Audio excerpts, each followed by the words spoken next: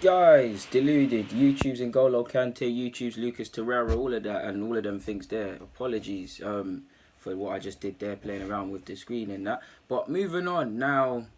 At Arsenal, you have to, again, I'm not advocating to blame Unai Emery and things like that. I love the guy. I mean, I've rated him as a coach before he came to Arsenal. You've seen the vids. Obviously, he's now come to Arsenal and it looks good. But I do believe in critiquing a man fairly. And if he does well, I'll praise him. If he does wrong, I'll critique him. I don't want to draw too many conclusions from his first season and all of these things because he's had a lot of time to work with the players now, but he hasn't had that much time in the grand scheme of things. But one thing I'm going to be on to him about is the coaching, especially the organisation of the defence and of the team in particular. Purely because, again, in fact, not even purely because that was a big thing. Like, that was a big thing. Before any recruitment and anything happened at Arsenal, we speak in extremes because our players, a lot of them are vastly overrated, but a lot of them are better than what we give them credit for. So with a new manager, new way of playing, new emphasis, like new energy, just everything new, get something out of them. So we knew we needed that. But for me, the coaching specifically tactically, how we move on the ball, off the ball, defensive, what runs we make, and what positions we offer for the man in possession to pass it to someone is going to make the difference, especially defensively, because it started off well, but again.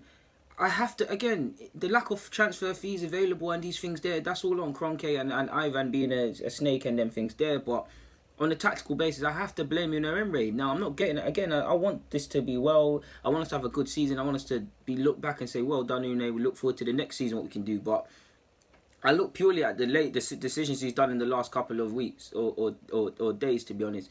He went from saying Chambers is, whether you believe in Chambers or not, he's going to be bossed, he's going to play, he's in this and that, he signed a new deal. Granted, if you've seen something different in training, you want to go with other players, that's all cool. But I'm looking at the squad now. Yes, Koscielny's back in the new year, provided he doesn't get any setbacks. God forbid he doesn't get any setbacks. And also, we need to consider that he needs to play a couple pre-season, a couple friendlies and stuff to get the rustiness and get back to playing football and them things. He's obviously got to work on strengthening his leg. He's probably got to run by himself, do training with himself. So just because your leg's healed doesn't mean tomorrow you can kick ball in it. So, but there's still Koscielny. He's obviously thinking about him in regards to centre half. Mustafi, it looked like it was a willy won't he thing. Obviously, he stayed. And last season there were patches where he showed some consistency. If he just does that a bit more and learns from mistakes and stop getting tight to strikers, he could be a decent centre half. I love Mustafi, but I'm very close to giving up on him. I can't lie. Holding, I love him, but he's very much inexperienced in the grand scheme of things compared to the others. And we brought in Socrates. Now you could say 4 centre halves plus I guess you could play Monreal there if push came to shove. Liechtenstein probably as well. Maybe explore the opportunities of the younger centre halves. On that basis, there's depth in it, but I do think we're kind of lacking at centre half, man. We really missed a trick not bringing in a quality centre half, and we're really lacking. God forbid an injury happens to one, maybe 2 of these centre halves in addition to Koscielny. In fact, Koscielny's already injured, so if one was to happen, let's just say who's available now. It's Socrates, Mustafi, and Holding, and Monreal at a push. Another injury happens, we're down to our bare bones already. So I have to get on to him about that. Left back, again, the money and all of these things, if they weren't cash and you're being shortchanged, which I do believe to a degree, I'm not getting on to him about. But Kohler's now injured.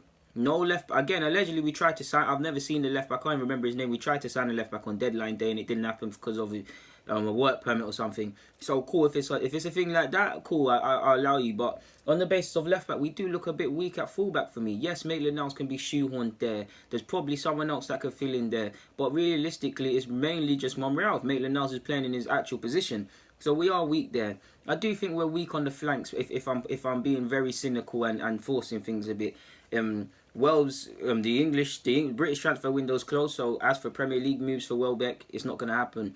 I can't rule out abroad. I see him linked with Besiktas and stuff like that. Wales doesn't have someone that strikes me as someone that wants to necessarily go down that route. So he probably stays. But so this again is reaching. But I do think we missed a trick not bringing a winger in or things like that. And we are light. Now, if you're Reece Nelson, you're relishing your chances, and I'm relishing it for him. He can get a lot of opportunities here. But if he gets injured, or if we just need something else off the bench, there's not really any firepower there.